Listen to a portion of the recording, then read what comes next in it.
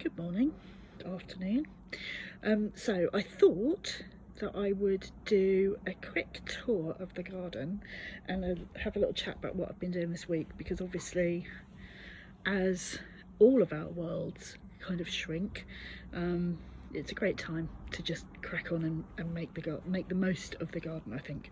So the first thing that I've been doing is giving all my pots a really good feed. So I'm not a lover of constantly feeding pots. I think that it's quite important to put a good top dressing on, and just, yeah, do it like that. So what I've been using this year is this product from Empathy, which they very kindly sent us at Incredible Edible Bristol, but I've just norped, that's a great word, I love that word, this one for the pots. So I've literally just followed the instructions. So you put about 50 grams on the top of the pot, and then I've put some Dalefoot on the top, and you will see that is the start of the first dahlia. Hurrah! And there's a little bit of something happening there as well, so that's quite exciting. There will be dahlias. I've also given everything a really good water because it's very, very dry, and that's quite concerning. So these tulips are doing their thing. They look amazing. I love them. The ginkgo, again, that's had a bit of a top dress, although you'll see that the top of the pot is full of violas, so I've only managed to put a little bit in. But this ginkgo, I know I go on about it, but it amazes me. I bought it in a 9cm pot from Lullingston Castle about 10-15 years ago, and it's just grown and grown and grown, and I think that's about a 50-litre pot, but don't quote me on that, I could be wrong. Quick update on the Aldi little thing bed. Actually, have to say it's looking a little bit iffy.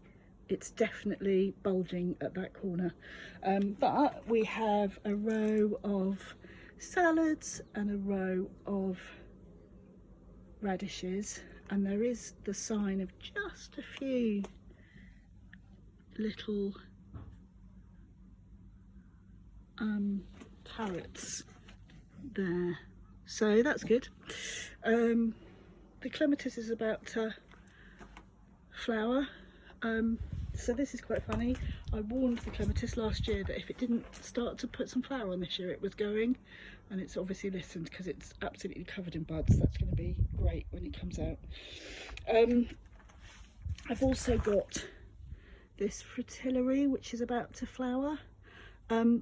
Just so you know, red lily beetles also love a fritillary, so I caught one on that yesterday. It's now an ex lily beetle, but yeah, just so you know, they do like the old fritillaries. So this bit is filling out nicely. The geraniums are filling out.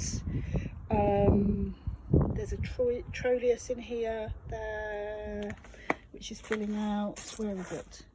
There, down there. That's going to be lovely. Still tulips to come. Still hellebores doing their thing.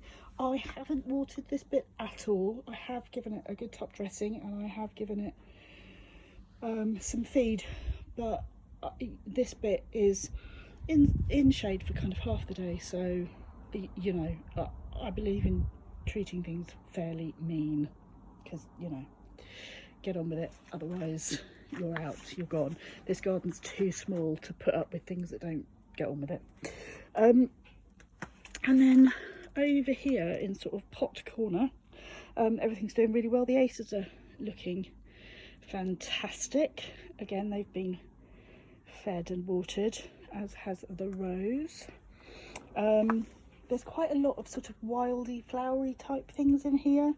So this has got Cirsium and that amazing black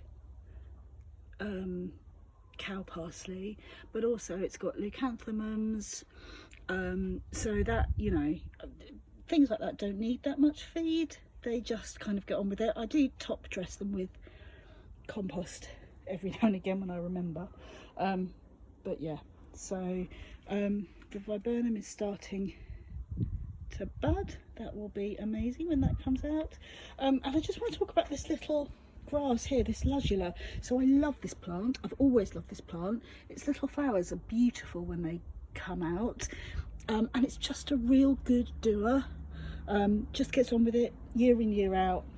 You can split it really easily.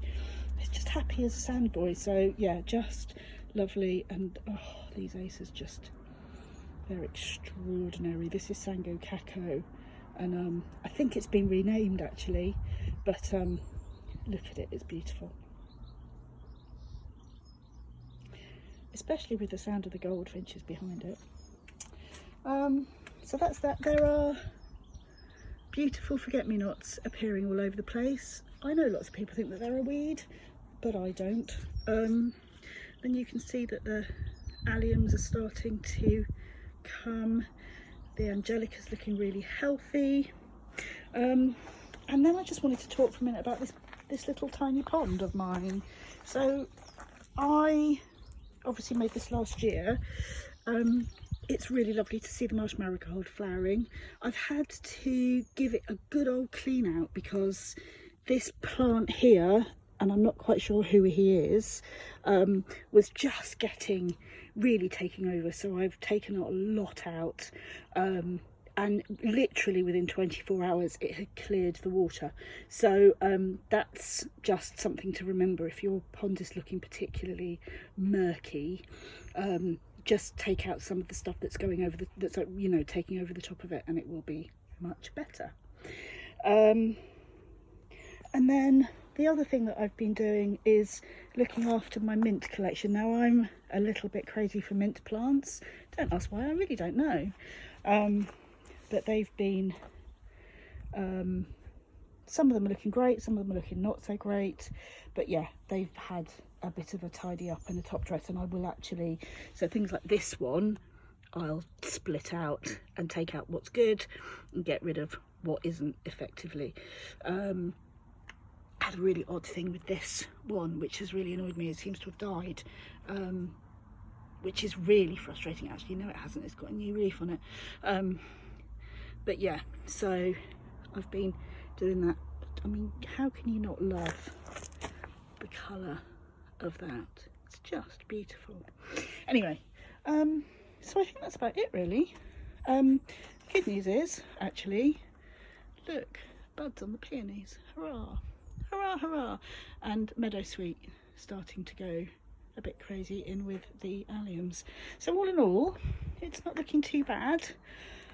There's still quite a lack of food, but I'm working on that. I may need more pots. Don't tell Andy Venn I said that. But I may need more pots.